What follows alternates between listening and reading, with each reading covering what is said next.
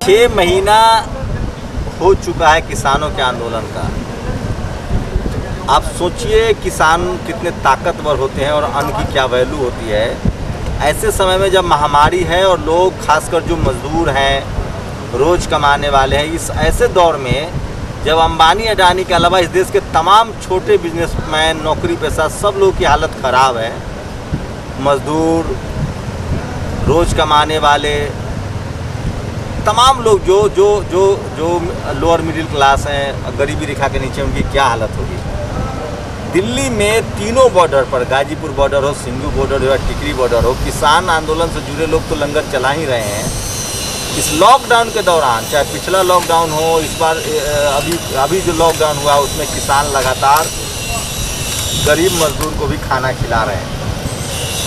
गौरव हैं, आप सब जानते हैं, कल हरियाणा में घेराव है, राकेश टिकैत लोग वहीं सोना में बैठे हुए हैं थाना में घेराव करके, क्योंकि 2 किसानों की गिरफ्तारी हुई है। गौरव, कितने लोगों को खाना रोज़ मिलता है अभी भी बाहरी लोगों को? अभी तो देखो कितने भी, हाँ गाजियाबाद में इतना लॉकडाउन रहा और सबको एक आस रहती है कि भाई वहाँ तो, क्योंकि 6 महीने से निरंतर रूप से जिस तरीके से लंगर चला रही है, लंगर हम लोग नहीं हो तो भाई ईश्वरी चला रहा है। और भाई खुशी इस बात की हो कि भाई इतने लोगों का, क्योंकि भाई भीड़ में उस टाइम तो पता नहीं लगा। कोरोना में एक सिस्टम बनाया कि जो भाई बाहर के जो भाई रिक्शा वाले या वो ऐसे लोग हैं, ऑटो वाले हैं, भाई वे बॉर्डर में अंदर ना आए, तो उनके लिए बाहरी व्यवस्था की। तो हज़ारों लोग जो है डेली का लोग खाना खा रहे, तो भाई अंदाज़ा इसी वजह से सब किसान को जो है शायद पाया जाता है। ये देखिए, यूपी के अध्यक्ष भी हैं हमारे साथ, राजवीर जी। राजवीर जी, ये काम सरकार को करना चाहिए था। सरकार तो खाना खिला नहीं पा रही लोगों को, लाचार जरूरत। आप लोग अगर आंदोलन नहीं होता तो बहुत लोग प्रभावित होते। हाँ जी, बिल्कुल सही कह रहे हैं आप। सरकार तो खाने को उद्योगपतियों की, बड़े बड़े धन्ना शेठों की तिजोरी में बंद करना चाह रही है। ये आंदोलन सिर्फ इसी बात का है कि आम आदमी की पहुंच में खाना रहे, आम आदमी आराम से भोजन कर सके, इसी के लिए ये आंदोलन किया गया है।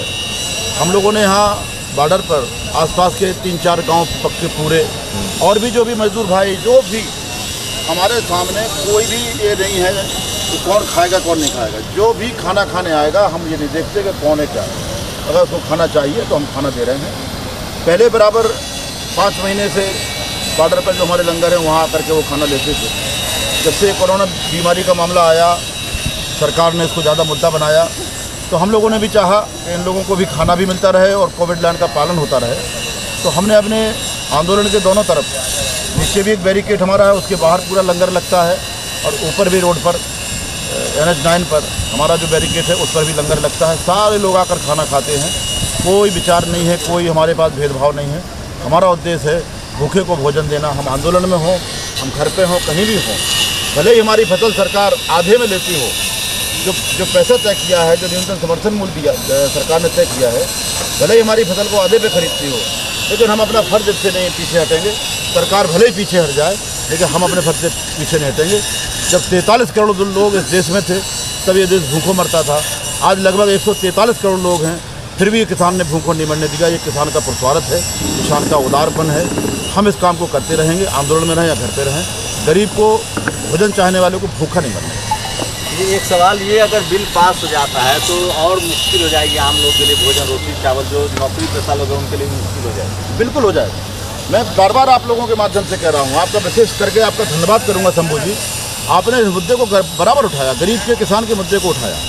अगर ये कानून लागू हो गए तो निश्चित रूप से ये खाना गरीब के हाथ से दूर चला जाएगा। ये आंदोलन अकेले किसान का नहीं है, मैं पूरे देशवासियों से कहना चाहता हूँ आपके माध्यम से, ये आंदोलन किसान का नहीं है, ये आंदोलन उनका है जो 2 रोटी खाते हैं, चाहे वो हफ्ते में कमा के खाते हों। कुछ हमारे भाई पर डे कमा के शाम को खाना खरीदते हैं, कोई हफ्ते में खरीदते हैं, कोई महीने में खरीदते हैं।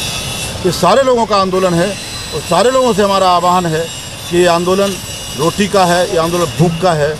भूख पर तजारत ये सरकार कर रही है, हम सारे लोग एकजुट हों, भूख पर तजारत ना हो, खाना तिजोरी में बंद ना हो, सभी लोगों को इसमें सहयोग करना चाहिए। क्या लग रहा है गौरव, जो आप लोग यूथ हैं उनको कैसे समझाएंगे, क्योंकि सोशल मीडिया का फिर इस्तेमाल आप लोग का किया है, क्योंकि नया जो शहरी युवा है वो तो ट्विटर पर है, फेसबुक पर है। देखो, अब की बार जो युवा है वो अपने आप ही इस आंदोलन में जुड़ा। निश्चित तौर पे जो विचार है, ये आंदोलन किसी ने नहीं खड़ा किया। भाई कोई ये कहने लगे भाई वो किसी व्यक्ति विशेष ने खड़ा किया, ये एक सोच ने आंदोलन खड़ा किया।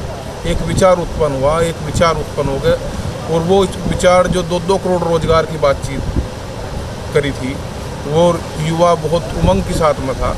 वो युवा सड़क पे है, वो देश का किसान सड़क पे है। वो सारे ऐसी चीज़ें जो छोटा व्यापारी, कंज्यूमर जो बर्बादी के कगार पर आ गया। सबसे ज़्यादा NPA अगर किसी गवर्नमेंट में हुई तो 7 साल के अंदर अंदर जो छोटे उद्योग हैं वे हुए, तो बर्बादी के कगार पर पूरा देश है। तो ये सारी, ये किसी ने नहीं किया, ये सब कुछ अपने आप है। किसान तो एक माध्यम है, भाई किसान भाई आंदोलन कर रहा है, भाई अब किसान तो MSP की बात कर रहा है कि भाई न्यूनतम समर्थन मूल्य पे हमें गारंटी मिल जाए, ये बिल है ये वापसी ले लें। लेकिन ये तो पूरे जो देश की जनता है उनको अपने आप सड़क पर आके बैठे हैं। वे तो पेंशन वाले जो कर्मचारी हैं उनका भी आंदोलन है, वे लोग भी आते हैं, तो सभी लोगों का आंदोलन है।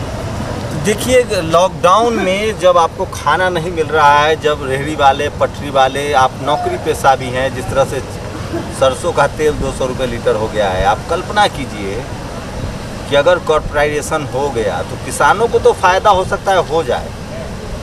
जो इस देश का किसान है उसको थोड़ा महंगा उनका हो सकता है कॉर्पोरेट महंगा खरीदे, लेकिन आपकी थाली में वो जब 1000 रुपये का चावल और 500 रुपये का आटा पहुँचेगा और 500 रुपये लीटर सरसों दे, तो सोचिए इस देश में पर कैपिटा इनकम 10,000 से कम है लोगों का, उनकी क्या हालत होगी। इसे ऐसे समझिए कि जो रोज़ 100 रुपये या 300 रुपये या न्यूनतम 15,000 रुपये भी कमाने वाले लोग हैं, जो 25,000 रुपये 50,000 रुपये तक कमाने वाले लोग हैं, लाख रुपये कमाने वाले भी लोग, सोचिए 1 लाख रुपये कमाने वाले कितने लोग हैं इस देश में। किसान तो अपना पेट पाल लेगा क्योंकि उसकी ज़रूरतें कम हैं, वो अपने खेतों में उपजा लेता है, वो रूखा सूखा खा लेता है। लेकिन जो लोग शहरों में किराए पर रहते हैं, जिनका अपना घर है, जो बिजली बिल भी देते हैं, पानी का बिल भी देते हैं, जिनके बच्चे भी स्कूल में पढ़ते हैं, उनका क्या होगा जब उनको 1000 रुपये किलो चावल और 500 रुपये किलो आटा खरीदना पड़ेगा। 200 रुपये सरसों तेल खरीदने में आपकी क्या हालत हो रही है। और वो लोग भी सोचे जो पेट्रोल 100 रुपये लीटर भरवाने के लिए तैयार है। तो मैं थैंक्स बोलने आया था किसानों का। जिस तरह से काम तो ये सरकार को करना चाहिए था, लेकिन सरकार तो सिर्फ लफबाजी कर रही है, वैक्सीन नहीं है, लोगों को मदद नहीं मिल रही है। लॉकडाउन में जिस तरह से लोग लाचार हैं, बेबस हैं, किसानों ने उनके लिए लंगर चला रखा है।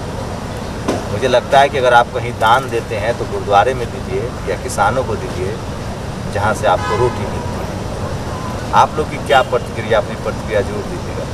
कैमरा आशीष के साथ Shambhu Kumar Singh, national Dastak, Ghazipur border, Delhi. National Dastak की आपसे गुजारिश है कि अगर इसको बचाना चाहते हैं तो नेशनल दस्तक को सब्सक्राइब करने के लिए रेड कलर के सब्सक्राइब बटन को दबाएं, फिर बेल आइकन की घंटी दबाएं। नेशनल दस्तक को बचाने के लिए बहुत जरूरी है कि हर खबर को शेयर करें, लाइक करें, कमेंट जरूर करें।